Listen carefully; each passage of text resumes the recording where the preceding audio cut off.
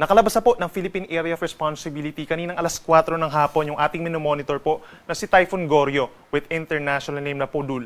At uli itong namataan 325 kilometers po hilagang kanluran ng Itbayat, Batanes. Meron itong taglay na hangin na 140 kilometers per hour malapit sa kanyang gitna at may pagbugso na hanggang 230 kilometers per hour. At mabilis pa rin kumikilos west-northwest at 25 kilometers per hour. So sa ngayon po, wala nang direktang epekto itong si Bagyong Goryo sa alimampanig po ng ating bansa. Subalit andyan pa rin ang mga pag-ulan, dulot pa rin po ng southwest monsoon or hanging habagat. So sa ngayon po, base sa ating latest satellite animation, mataas ang tsansa ng mga pag-ulan dito sa malaking bahagi ng Visayas, Mindanao, Bicol Region, Mimaropa at lalawigan ng Quezon simula po ngayong hapon hanggang bukas ng madaling araw. So make sure po kung lalabas ng bahay ngayon, magdala po ng payong kung kinakailangan at mag-ingat pa rin sa banta ng mga pagbaha at pagguho ng lupa at laging tumutok sa ating mga advisories and heavy rainfall warnings. Ang natitirang bahagi ng Luzon kabilang ang Metro Manila, simula ngayong hapon hanggang bukas is partly cloudy to cloudy skies at may tsansa din po ng mga saglitang ulan, mga usually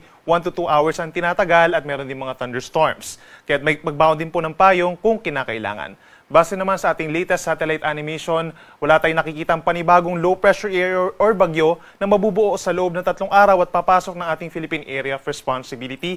Pero patuloy pa rin yung ating monitoring sa mga cloud clusters o kumpul ng ulap sa kaliwa at kanang bahagi ng ating bansa. Base naman po sa huling track nitong si Bagyong Goryo, inaasahan nga po na kikilos ito sa pagitan po ng mainland China and Taiwan ngayong gabi at bukas ng madaling araw ay nasa may mainland China na ito at kikilos pa rin po west-northwest hanggang sa tuluyang humina na from severe tropical storm down to low pressure area pagsapit po ng Friday. Nag-landfall po ito sa may southeastern Taiwan kaninang 1 p.m. at lumabas naman ang ating area of responsibility alas 4 ng hapon. At base na rin sa ating latest track po, yung malalakas na hangin itong kulay dilaw po na circle associated po sa malakas na hangin itong si Bagyong Goryo ay hindi na po dumadampi sa ating kalupaan. So wala na po tayong tropical cyclone wind signals sa lalawigan ng Batanes.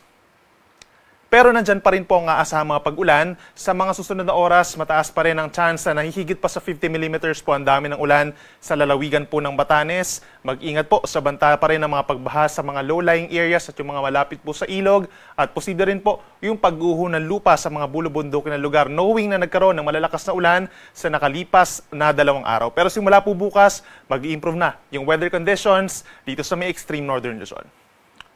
At para naman sa lagay ng ating panahon bukas, araw ng Huwebes, August 14, mataas po ang tsansa ng mga pag-ulan sa may southern Luzon, kabilang na ang Bicol Region pa rin, malaking bahagi ng Mimaropa at lalawigan ng Quezon dahil yan sa umiiral na southwest monsoon or hanging habagat. Minsan malalakas po yung mga pag-ulan umaga pa lamang, kaya mag-ingat po sa banta ng mga pagbaha at pagguho ng lupa.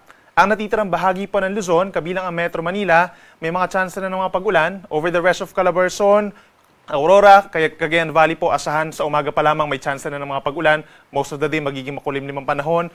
Partly cloudy to cloudy skies naman over Metro Manila and the rest of Luzon. May chance pa rin ng mga pulupulong pag-ulan at mga pagkidlat pagkulog lalo na sa dakong hapon hanggang sa gabi. So make sure na meron pa rin daladalang payong. Dito sa Metro Manila, mataas ang chance ng ulan bukas ng hapon. Between 26 to 32 degrees naman ang temperatura. Gayon din sa may Tuguegarao City. Habang sa may Baguio naman, from 17 to 23 degrees Celsius. Sa ating mga kababayan po sa Palawan at malaking bahagi ng Visayas, bukas magiging maulan pa rin po dulot ng habagat at pinakamalalakas at madalas ang mga pag-ulan sa Palawan, Western Visayas and Negros Island Region. Mag-ingat din po sa banta ng baha at landslides at laging tumutok sa ating mga thunderstorm and rainfall advisories and even heavy rainfall warnings.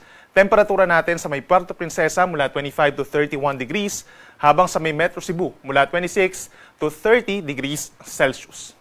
At sa ating mga kababayan po sa Mindanao, malaking bahagi din po nito, umaga pa lamang ang magkakaroon na ng cloudy skies at sasamahan din po ng kalat-kalat na ulan. Kabilang na dyan ang Zamboanga Peninsula, Bangsamoro Region, ganyan ang Northern Mindanao, hilagang bahagi ng Caraga Region, including Surigao del Norte, Dinagat Islands and Agusal del Norte, malaking bahagi pa ng Soxargen and Davao Occidental, mataas ang tsansa ng ulan within the next 24 hours.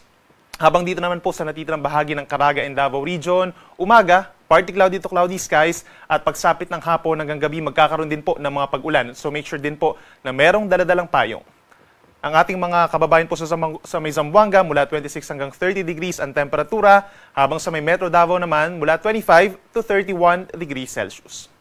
Sa ngayon po, tinanggal na natin yung gale warning dito po sa baybayin ng Batanes, pero nananatili pa rin maalon dahil dun po lumampas itong si Bagyong Goryo malapit, no? Mula 2.5 to 3.7 meters, nasa halos isang palapag ng gusaling taas ng mga pag-alon pa rin po ang mararanasan.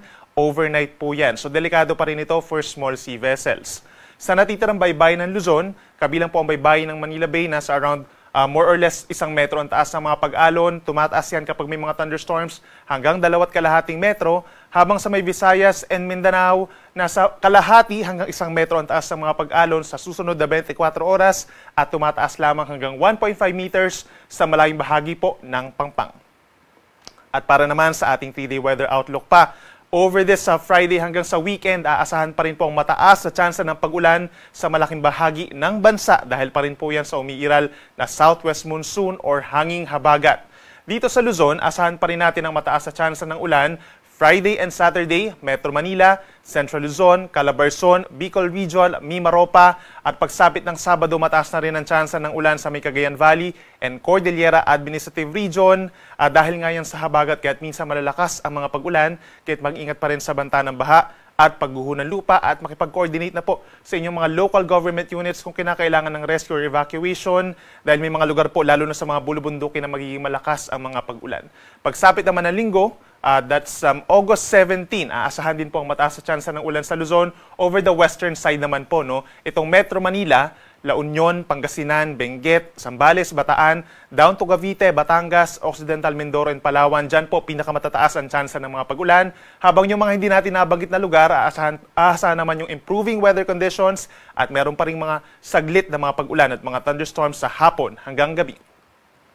Sa ating mga kababayan po sa Visayas, pagsapit ng Friday and Saturday, mataas pa rin po ang tsansa ng mga pag-ulan, dulot pa rin yan ng habagat. At inuulit natin, pinakamatataas ang tsansa ng ulan dito pa rin sa Antique, Aklan, sa may Guimaras, Iloilo, down to Negros Island, asahan ang matataas sa tsansa ng mga pag-ulan doon.